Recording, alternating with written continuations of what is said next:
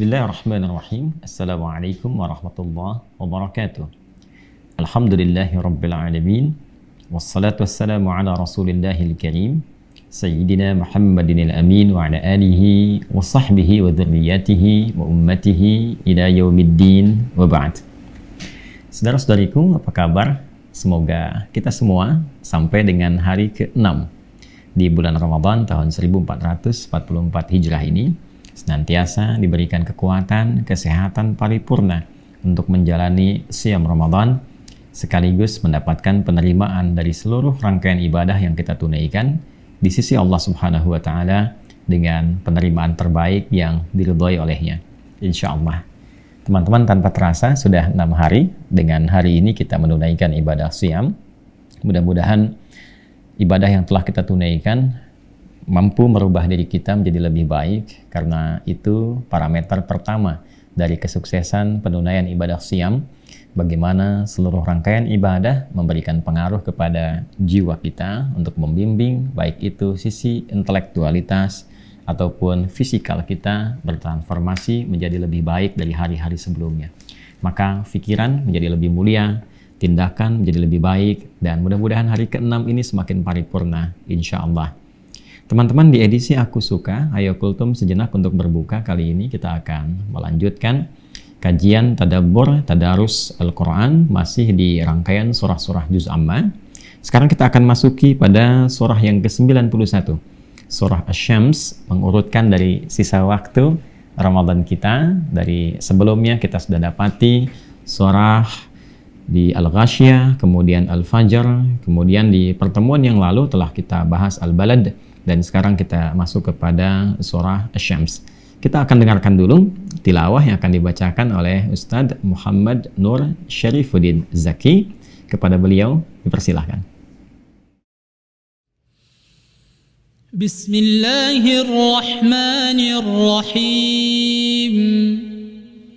Wasyamsi wa duhaha wal qamari idza talaha والنهار إذا جلاها والليل إذا يغشاها والسماء وما بناها والأرض وما طحاها ونفس وما سواها فألهمها فجورها وتقواها قد أفلح من زكاها وقد خاب من دساها كذبت ثمود بطغواها إذ انبعث أشقاها فقال لهم رسول الله ناقة الله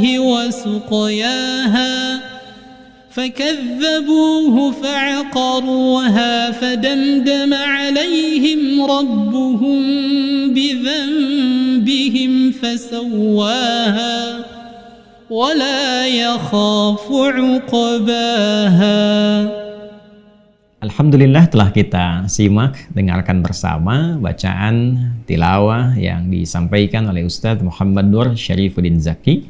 Tilawah yang begitu indah, begitu menyentuh. Semoga Allah Subhanahu wa Ta'ala melimpahkan pahala kepada beliau yang telah membacakan dan memberikan percikannya kepada kita semua yang menyimak, yang menghadirkan getaran kepada jiwa untuk mendekatkan diri kita pada Allah Subhanahu wa Ta'ala.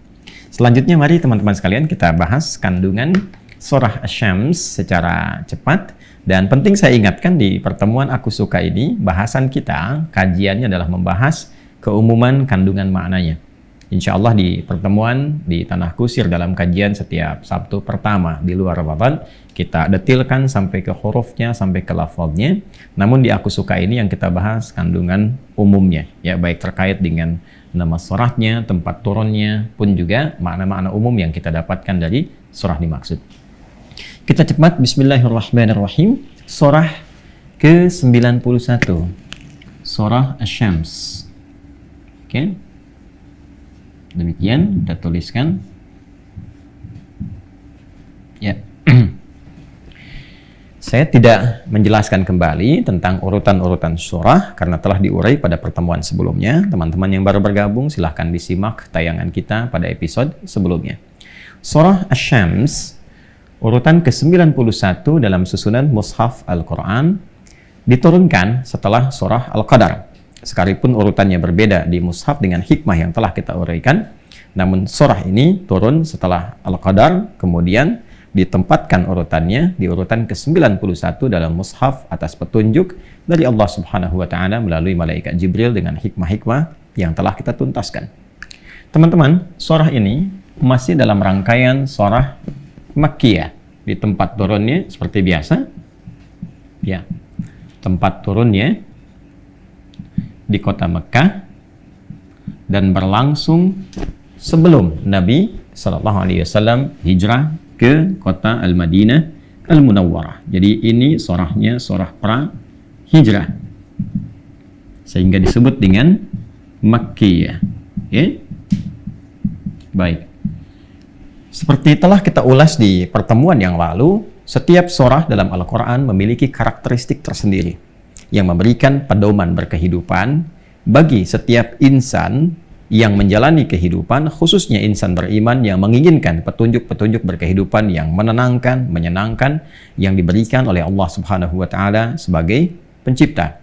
Maka dalam setiap keadaan hidup kita, maukah kita hidup di lingkungan yang muslimnya minoritas ataukah mayoritas, yang pemikirannya kompleks, yang gaya hidupnya bisa beraneka ragam, maka dari surah pertama Al-Fatihah sampai dengan An-Nas terdapat pedoman-pedoman yang diberikan kepada kita dalam menjalani setiap situasi itu. Dan tidak terlepas dari situasi turunnya, maka itu menggambarkan kondisi masyarakat dalam berinteraksi di era yang sedang dialami, yang pesan-pesan atau value-nya itu bisa kita gunakan untuk menghadapi esensi yang serupa walaupun masanya berbeda. Maka di pertemuan yang lalu kita telah mengeluarkan di antara karakteristik surah-surah Makkiyah, kondisi komunitas masyarakat muslimnya umumnya masih minoritas. Kemudian lebih daripada itu dihadapkan pula pada keadaan-keadaan masyarakat jahiliyah yang terikat oleh sifat materialistik, kemudian dihiasi dengan tantangan keimanan atau akidah ya, yang tidak mudah, bahwa untuk mempertahankan akidah itu tidak mudah ya, karena berhadapan dengan komunitas yang memang memiliki pandangan yang cukup ekstrim, kan? Tidak menerima masukan-masukan, tidak menerima pemikiran-pemikiran, dan cenderung memberikan persekusi, bahkan juga mengantarkan kepada eksekusi jika memiliki keyakinan yang berbeda. Nah, ini tantangan yang dihadapi ini ya, cenderung dirasakan ketika kondisi umat Islam dalam keadaan yang minoritas. Maka di masa itu, jika terjadi situasi yang serupa saat tinggal di komunitas tertentu yang muslimnya minoritas dan dihadapkan pada pandangan-pandangan ekstrim, seperti apa menghadapinya dengan elegan, dengan baik, dengan mencerahkan, dengan tetap membawa pandangan-pandangan yang menenangkan. Maka ini adalah nilai-nilai yang didapatkan dari surah-surah Makkiyah. Kemudian kita dapati juga bahwa pada masa itu di kalangan masyarakat jahiliyah erat dengan kehidupan yang serba orientasi materialistik. Ukurannya semua uang, harta benda, kan? Jadi kalau bukan dinar, dirham, kedudukan, ya prestise dan sebagainya, itu yang menjadikan ukuran terhormat di kalangan masyarakat. Maka nanti kita akan dapati surah-surah Makkiyah yang menyadarkan kita bagaimana caranya kita mengingat bahwa kehidupan itu bukan hanya dunia. Kehidupan akan melewati dimensi-dimensi yang berbeda saat kita akan kembali kepada Sang Pencipta. Ya, ada alam kubur yang akan dilalui. Walaupun orang-orang dulu mengenalnya bahwa sudah ukurannya harta saja. Kalau sudah meninggal, sudah. Yang membuat kita binasa dalam kehidupan hanya masa saja. Wa ma yuhlikuna illa ad-dahr. Maka orientasi kehidupannya gunakan sedapat mungkin kesempatan dunia untuk berpesta, bersenang-senang, karena setelah dunia nggak ada kehidupan lagi. Maka Rasulullah SAW diutus untuk menerangkan, tidak begitu pola kehidupan. Ada yang menciptakan kita, ada tujuan kita berkehidupan, kemana kemudian kita akan berlabuh. Maka diterangkan dengan sempurna, dengan detail, bahkan setiap etapa kehidupan dengan suasana-suasananya, kemudian dengan keterangan-keterangannya, sampai kita kembali kepada Allah Subhanahu wa Ta'ala. Ini bagian dari aspek yang harus diyakini, karena itu masuk bagian dari bab akidah dan karakteristik surah-surah Makkiyah. Kemudian yang kemarin kita bahas juga menerangkan tentang bagaimana selain gaya hidup materialistik, lifestyle juga terkait dengan sisi yang sangat menarik, tantangan kehidupan. Ya. Bahwa dalam menjalani berbagai aktivitas di dunia ini, secara fitrah kita akan pasti menghadapi tantangan-tantangan kehidupan untuk meningkatkan kualitas hidup kita. Dan saat yang bersamaan, di situ ada pahala, di situ ada kenikmatan tawakal, kenikmatan sabar, dan juga kualitas yang didapatkan itu akan meraih kesuksesan dan kebahagiaan yang sebelumnya kita harapkan. Ya, kemarin telah tuntas kita uraikan sehingga tidak kita perpanjang kembali. Anda silahkan merujuk pada episode sebelumnya. Nah, setelah kita paham 4 karakteristik ini, maka Allah Subhanahu wa Ta'ala memberikan gambaran yang kelima yang ingin menerangkan tentang bagaimana keadaan hati kita membimbing diri kita untuk memilih, menghadapi ini semua. Ya, jadi inti untuk menghadapi, bagaimana bisa menghadapi tantangan kehidupan yang kadang-kadang dirasakan berat, gitu kan? Ya, kadang-kadang juga mempertahankan akidah yang tidak mudah, godaan-godaan materialistik, ya, godaan-godaan yang terkait dengan nih tawaran-tawaran budaya, pemikiran, kedudukan dan sebagainya. Maka inti untuk menentukan pilihan yang membimbing kita bisa mengatasi itu semua adalah hal yang paling dalam yang terdapat dalam diri kita sendiri, di inti hidup kita. Jika itu bisa diolah dengan baik, bisa ditata, dimanage dengan sempurna, maka itu akan menggerakkan konstruksi berpikir kita, ya, nilai-nilai intelektualitas kita, akal kita kalau dalam bahasa Qur'annya, ya, untuk memberikan perintah dan merumuskan kepada fisik untuk mengeksekusi apa yang harus dilakukan dengan cara yang benar, yang baik, sesuai dengan tantangannya.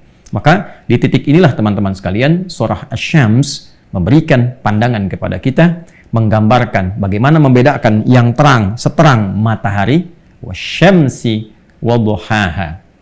Dan aku bersumpah, kata Allah, demi mentari yang punya sinar yang terang, wadduhaha, dan diawali dengan tahap-tahap yang menyejukkan serta nyaman seperti cahaya duha. Di sini ingin memberikan kesan kepada kita bahwa di satu sisi dalam kehidupan kita bisa mendapati satu kenyataan yang terang. Oh, ini loh, ini yang sudah tahu baiknya, ini yang sudah tahu benarnya, seterang mentari, dan hasilnya enak. Ya, sesuatu yang benar itu pasti hasilnya menyenangkan, nggak menggelisahkan, tidak membuat kita gelap. Oleh karena itu kita senang dipandang orang, nggak ada masalah. Ya, harta halal kan kalau dipakai kemanapun nggak gelisah, gitu kan? Karena halal, bekerja yang benar, gitu kan? Bukan merampok, bukan korupsi, bukan menipu. Kita nyaman saja berangkat ke kantor dengan tenang, mengerjakan nyaman, mau diperiksa oleh supervisor juga enak-enak saja, oleh auditor juga nggak ada masalah, karena tenang. Dan hasilnya seperti cahaya duha, bisa dinikmati, nggak ada hambatan, nyaman, dan sebagainya.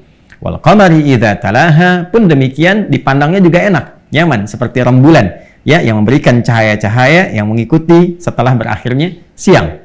Ya, pada saat yang bersamaan kita juga sebetulnya bisa melihat walaili idza yaghshaha, demi malam apabila telah menutupi. Ya, yang terang itu terang, yang gelap itu gelap. Ya kan? Baik, pada akhirnya kita bisa mengerti teman-teman sekalian bahwa ini loh sesuatu yang terang, ini sesuatu yang gelap. Ya, biasanya kalau kita ingin asosiasikan dalam kehidupan, sesuatu yang baik kan disampaikan dengan aliran yang terang, ya kan? Sesuatu yang terang benderang, yang putih, yang baik.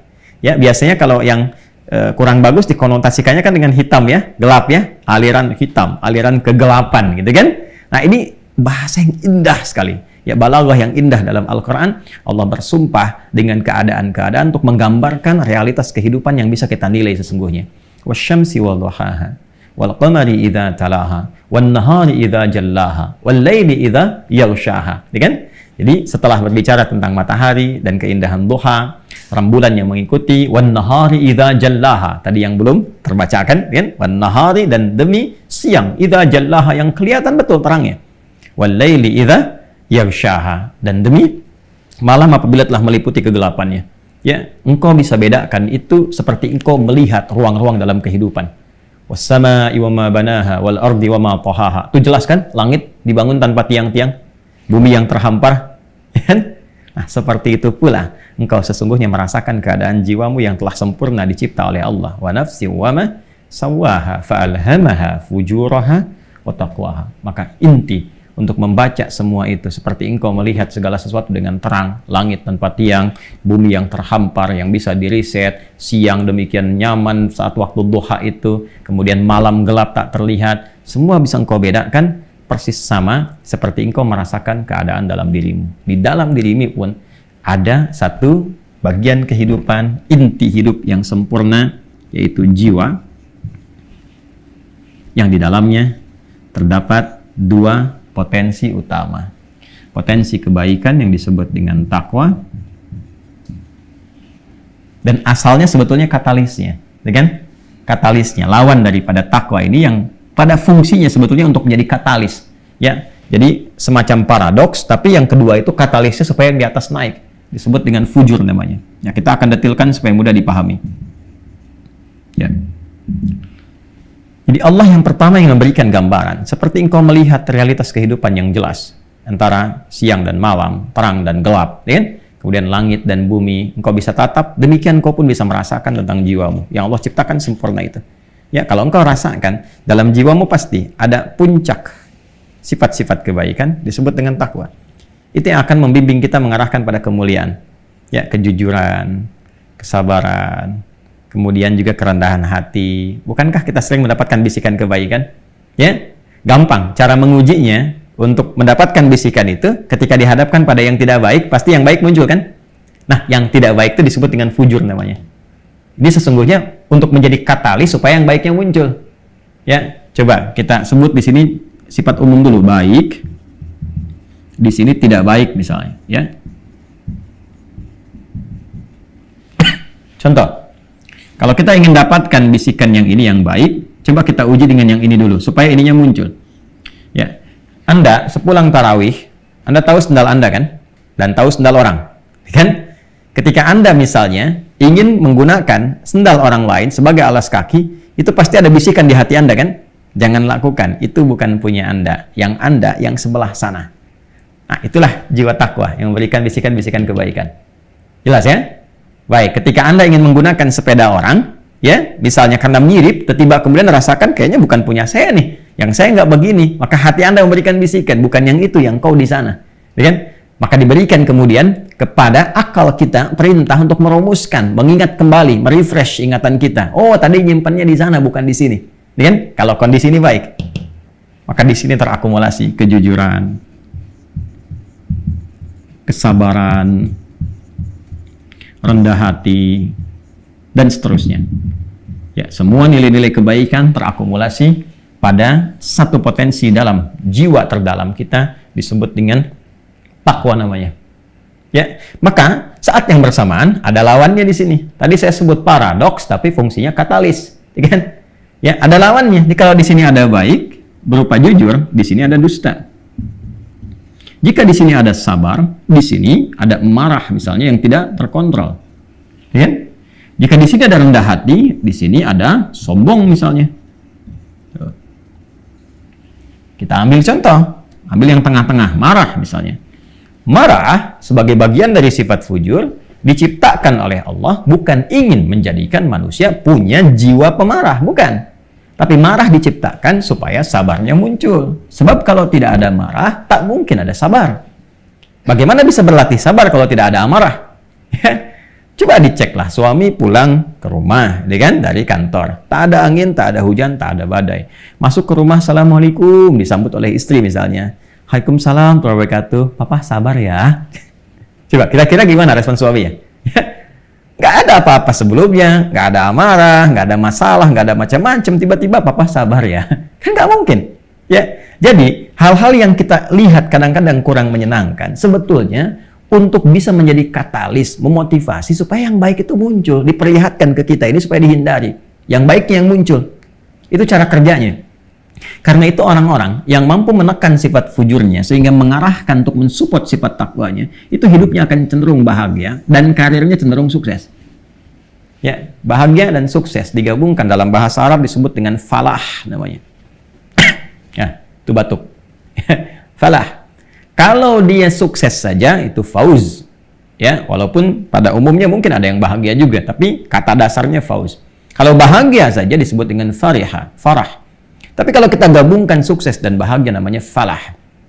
Ketika digenggam itu, kebahagiaan dan kesuksesan disebut aflah namanya. Teruskan ayatnya. Qad aflaha man zakkaha. Maka orang-orang yang mampu mengarahkan sifat fujurnya, mencuci itu kan bukan menghilangkan bendanya, ya, yang kotornya dibuang supaya yang bersihnya muncul, gitu kan? Anda mencuci baju supaya yang kotornya dibuang, bersihnya muncul. Jadi kotoran itu diciptakan bukan ingin membuat baju Anda kotor, tapi menunjukkan yang bersih. Kalau nggak ada kotoran, kenapa bajunya dicuci? Pernah nggak nyuci baju yang nggak ada kotoran? Kan tidak. Ya, dicuci itu supaya kotorannya hilang. Jadi kotoran ditampakkan secara filosofisnya, maksudnya apa? Supaya bersihnya muncul. Sebab kalau nggak ada kotor, nggak ada bersih. Itu maksudnya. Ya, maka orang-orang yang cenderung bisa mengolah jiwanya, sehingga setiap melihat sesuatu dia cari lawan baiknya. Ya, ada orang cemberut dia senyum, misalnya kan? Ya, ada orang marah dia sabar, terus dia merespon dengan cara yang terbaik. Ya, dia bisa menempatkan. Kalaupun mesti marah dia tempatkan pada tempatnya sehingga marahnya itu untuk mendidik. Ya, bukan mengeluarkan tindakan-tindakan yang kasar dan seterusnya. Ya, kalau dia misalnya mendapatkan A, maka reaksi yang muncul B, jika dikontrol dengan sifat takwanya, setiap yang keluar pasti nilainya ada kebaikan. Ya, kalau suka tidak suka itu relatif. Ya, orang sudah benci, sudah nggak suka, ya, apapun yang dikerjakan pasti nggak suka saja. Walaupun benar, pasti nggak akan jadi nggak benar. Tapi hati kecilnya pasti menilai bahwa dia adalah orang benar. Ya, Nabi Muhammad SAW, apa kurang baiknya? Yang beliau kerjakan semua baik, hatinya bersih. Tapi yang namanya Abu Jahal kan tetap Abu Jahal. Apapun yang keluar ya tetap salah, gitu kan? Kenapa? Karena hatinya kotor. Tapi dalam kotornya pun beliau mengerti sebetulnya. Ya, Abu Jahal pun ngerti bahwa Nabi Muhammad itu orang baik. Cuman karena tertutup dengan kotoran, semua keluarnya seakan-akan semua salah. Ya, karena itu kita tidak dituntut untuk menilai cara pandang orang lain. Tapi yang dihisab itu adalah ikhtiar kita menjalani kehidupan supaya nyaman kita lakukan. Itu poinnya. Jadi ciri orang sukses, ciri orang bahagia, pengantar pertamanya adalah dia bisa manage keadaan jiwanya, sehingga dia bisa mengeluarkan semua potensi terbaiknya dalam menjalani semua kehidupan. Dan nggak mungkin ini bisa wujud, ya, kecuali dilatih melalui proses ibadah yang benar. Karena takwa itu sumber jiwa. Jiwa adanya dalam roh. Roh yang memiliki siapa? Allah. Ya, karena Allah yang memiliki roh, ya, Allah yang menghendaki dia hadir dalam jiwa kita, maka caranya dekati pemilik roh. Mendekati pemilik roh membuat aksesnya itu tidak lain lewat apa? Ibadah. Ya, makanya sholat menguatkan roh. Akhirnya ketika sholat, pasti yang keluar sifat baik, kalau sholatnya benar. Itu yang dimaksud, innas sholata tanha 'anil fahsya wal munkar. Ya, termasuk zakat, melatih kita supaya punya sifat hati yang baik. Bisa berbagi dengan orang, melihat orang lain dengan cara yang benar. Akumulasi dari semua itu, hadirnya saat puasa. Saat puasa kita meningkatkan sholat, kita meningkatkan berbagi, kita meningkatkan bacaan Al-Quran, berdoa, yang semua ujung sifatnya takwa. Karena itu akhir dari pendidikan puasa kan la'allakum tattaqun. Ya ayyuhalladzina amanu kutiba alaikumus syiyam kama kutiba alal ladzina min qablikum la'allakum tattaqun. Nah, balik ke sini teman-teman sekalian. Ya, sebaliknya orang-orang yang menilai sesuatu dengan potensi fujurnya, ya kan?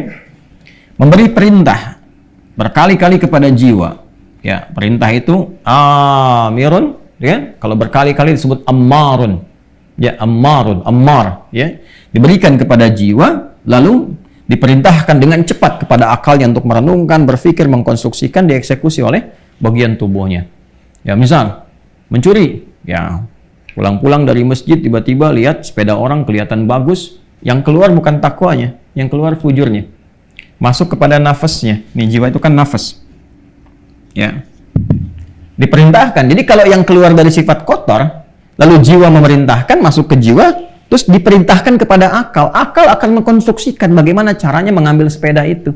Itulah yang menjadikan seseorang itu bisa kelihatan seperti pintar nih nyurinya. Ya, pintar ngambilnya. Nah, sumber utamanya sebenarnya bukan akalnya. Akal itu netral, hanya mengkonstruksikan saja. Sumbernya dari sini, dari kedalaman jiwanya. Nah, ini yang dimanfaatkan oleh setan nih. Alladzi yuwaswisu fi sudurin nas, tuh kesini tembusnya. Ya, karena asalnya begini, dari nafas agak cepat. Nafas ada dalam kolbu. Nah, kolbu tempatnya di sodrun, jamaknya sudur. Kan?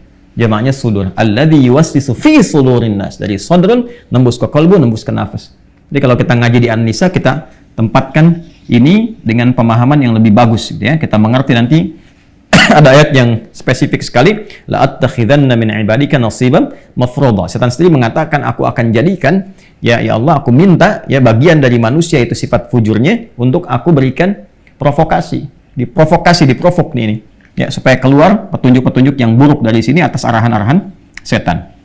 Ya, sehingga kalau keluar dari sini ditembuskan kepada akalnya, ya, untuk dirumuskan bagaimana cara mengeksekusi. Ya, makanya hati-hati kalau akalnya juga semakin diisi, semakin banyak belajar, semakin pintar, nafsunya buruk, ini bahaya.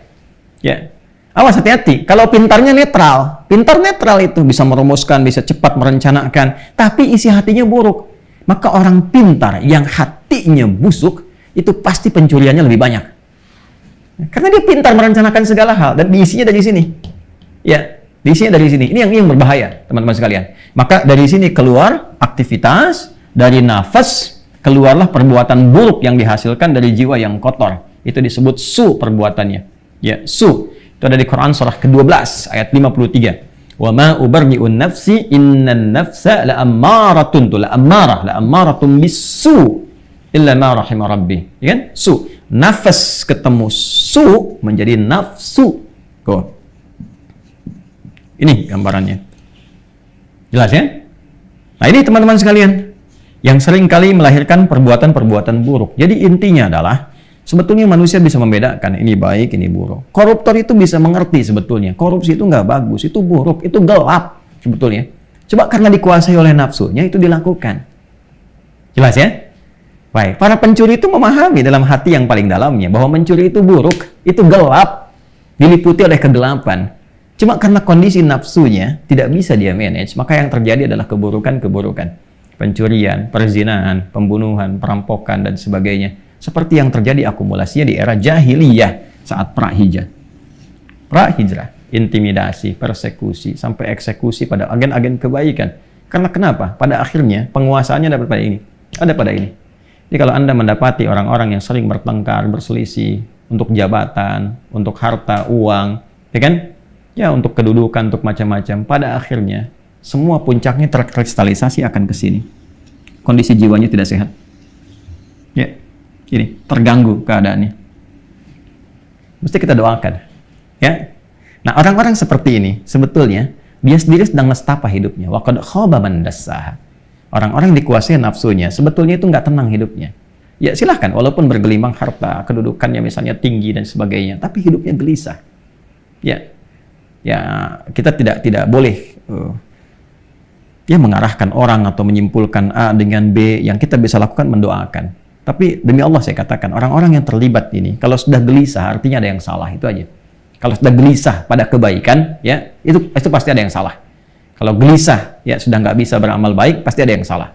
Sulit sholat, sulit baca Quran, hati sudah mulai nggak tenang. Yang biasanya mudah ke masjid, biasa baca Quran, tiba-tiba gelisah, pasti ada yang salah di sini. Ya, sama dengan ketika mulai menyoal misalnya nilai-nilai kebaikan atau nilai-nilai ketakwaan, ya. Pada saat yang sama sedang mencari harta, sedang mencari kedudukan, ya itu bahaya gitu. Ya, pasti ada kondisi nafsu yang tidak sehat.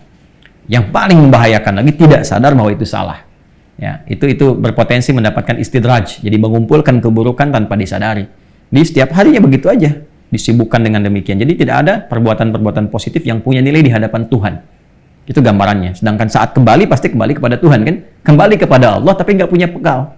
Nggak punya bekal, nggak punya nilai di hadapan Allah. Gimana cara pulangnya? Ya, malu kan? Ya. Nah, wa qad khaba man dassaha. Maka yang seperti ini dicontohkan kemudian pada kisah Nabi Saleh alaihi salam yang diberikan oleh Allah Subhanahu wa taala, ya, satu mukjizat berupa satu unta untuk kaumnya, ya, kaum Tsamud namanya. Pada waktu itu, mereka bisa membedakan beliau ini seorang nabi, seorang utusan yang benar. Mintanya macam-macam. Jadi unta itu teman-teman, itu asalnya mereka yang mengolok-olok minta. Kalau engkau memang nabi, rasul, keluarkan unta dari batu. Kan? Maka beliau memohon kepada Allah. Ya, maka ketika terbelah itu keluarlah unta betina, maka disebut dengan naqah namanya. Ya. Maka ketika nampak itu mereka bisa bedakan, seperti membedakan siang dan malam. Ya, syamsi wa duhaha. Kemudian wal qamari idza talaha wan nahari idza jallaha wal laili idza yaghshaha. Jelas kelihatan oleh mata mereka, ini yang baik, ini yang buruk. Risalah ini benar. Beliau nabi, beliau rasul, bukan pengakuan-pengakuan biasa. Itu kan ada argumentasinya. Tapi apa yang terjadi? Ketika dikuasai oleh nafsunya, maka itu tidak berpengaruh sama sekali. Fadzabahuha, fa'aqaruha, ya kan? Ya, apa yang terjadi? Fa'aqaruha. Ya, mereka kemudian menyembelihnya. Ya, disembelih, tidak peduli setelah diingatkan. Ini adalah mukjizat. Ini tanda keistimewaan. Maka silahkan minum susunya, tapi jangan sembelih hewannya. Ya, maka apa yang terjadi? Mereka tidak mau dengar itu. Fakadzabuha fa'aqaruha. Mereka kemudian mendustakannya, nggak peduli dengan itu semua, lantas menyembelihnya begitu saja. Fadamdama alaihim rabbuhum. Maka Allah pun murka dengan sifat yang seperti itu. Sudah dijelaskan, dikasih arahan, diberikan jalan terang, tapi tetap memilih dengan penguasaan nafsunya. Maka yang terjadi apa? Yang terjadi adalah akhir yang nestapa karena salah dalam pilihan hidupnya. Maka surat ini memberikan gambaran kepada kita dengan sangat jelas. Dalam kehidupan, terkadang kita akan diuji dengan berbagai hal yang bukan hanya kita alami, tapi juga kita saksikan secara nyata, teman-teman sekalian. Ya. Dan kita tahu itu salah. Dan kita mengerti yang ini yang benar. Maka apapun profesinya, silahkan. Anda mau jadi pejabat, silahkan setinggi-tingginya. Jadi hartawan, silahkan sebanyak-banyak harta dikumpulkan. Jadi ilmuwan, silahkan sejenius mungkin yang bisa dilakukan. Tapi tumpukan semua pilihan kehidupan pada jiwa takwa Anda. Jangan sampai terkuasai oleh nafsu.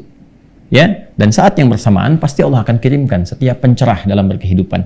Nabi Muhammad SAW, tugas beliau sudah selesai. Ya, beliau sudah meninggal dunia dan risalahnya terus berkelanjutan. Tugas fisik beliau selesai, tapi risalahnya berkelanjutan sampai kehidupan berakhir. Yang melanjutkan para ulama, orang-orang yang mengetahui tentang risalah beliau yang menerangkan kepada kita semua arti sebuah kejujuran, arti kebenaran, arti ketakwaan. Jadi kalau ada orang-orang mengingatkan, jangan marah. Justru pada saat yang bersamaan Allah sedang sayang. Bukankah ketika Allah memberikan rahmatnya kepada Fir'aun dengan menurunkan Musa dan Harun, ya, memilih mereka untuk mendakwahi, itu kan bagian dari rahmat.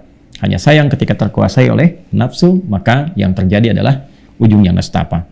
Ya sama, Qarun diingatkan juga, tapi ketika diingatkan menolak, ujung yang nestapa. Sudah banyak yang kembali kepada Allah seperti Thamud, kaum Ad, Fir'aun, Qarun, Haman, dan sebagainya. Dan pada akhirnya kita pun akan berpulang.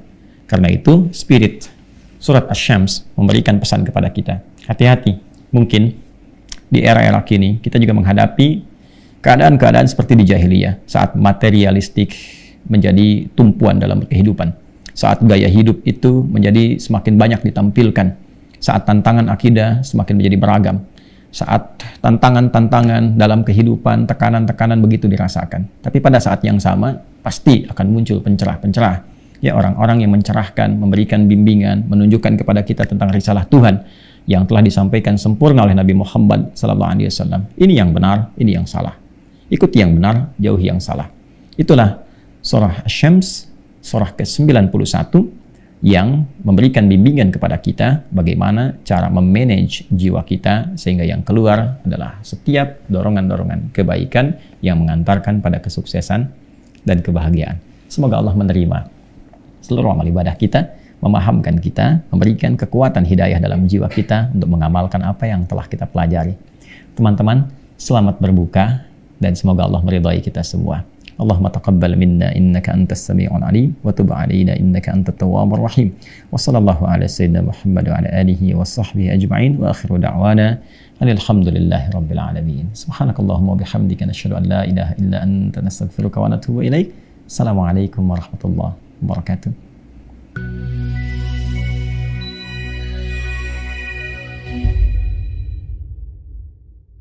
Bismillahirrahmanirrahim. Assalamualaikum warahmatullahi wabarakatuh.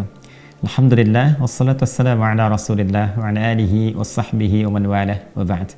Saudara-saudariku, semoga video ini menemui teman-teman dalam keadaan sehat dan mulia di hadapan Allah Subhanahu wa Ta'ala, khususnya saat menjalani siam Ramadan kali ini. Teman-teman, izinkan kami menyampaikan update terkait dengan pembangunan pesantren Wira Ma'had Islam Rafi'ah Akhyar. Teman-teman bisa lihat beberapa titik yang kita bangun bersamaan, fasilitas-fasilitas yang akan digunakan teman-teman yang belajar di Ma'had Islam Rafi'ah Akhyar. Alhamdulillah, ada beberapa yang telah tuntas diselesaikan bangunan secara fisikal seperti guest house, teman-teman bisa lihat wujudnya. Kemudian juga ada yang sudah insya Allah 99% seperti ruang kelas untuk unit pertama. Namun juga ada yang masih bertahap, ada yang masih 60%, 70%, dan juga ada yang masih 75%. Ada beberapa yang belum kita bangun. Alhamdulillah saat ini kita ingin lakukan speed up pada masjid, percepatan pembangunan agar lantai yang pertama bisa digunakan untuk i'tikaf, kemudian juga asrama yang akan kita optimalkan sehingga di tahun ini ada kegiatan-kegiatan yang sudah bisa digunakan dan berharap kepada Allah Subhanahu wa taala semua aset-aset di pesantren ini, bahkan tanahnya, semua jengkal, bahkan gedungnya, bahkan semua fasilitasnya itu bernilai wakaf. Tidak ada yang memiliki dari kami hanya mengelola saja, dan semua diniatkan sebagai wakaf untuk bisa meninggikan nilai-nilai kebaikan dan nilai ibadah di hadapan Allah Subhanahu wa taala. Teman-teman, terima kasih membersamai program wakaf ini. Masih terbuka bahkan di Ramadan kali ini. Jika Anda memang memiliki agenda untuk berwakaf, dipersilahkan ada di rekening BSI Bank Syariah Indonesia. Nomor rekening 11144444142. 111 3 kali satunya, 4444 4 kali 4-nya 142, atas nama Yayasan Ma'had Islam Rafi'ah Akhyar. Teman-teman, insya Allah semua ini sekali lagi akan kita niatkan sebagai wakaf, dan dengan izin Allah Subhanahu wa taala sebelum datang santri-santri formal, kita akan isi dulu dengan kelas-kelas mira sesuai dengan undangan-undangan yang seringkali saya sampaikan. Semoga bermanfaat, semoga dinilai ibadah oleh Allah, dan semoga sempurna niat kita dengan izin Allah Subhanahu wa taala untuk berwakaf. Terima kasih. Adi Hidayat. Assalamualaikum warahmatullahi wabarakatuh.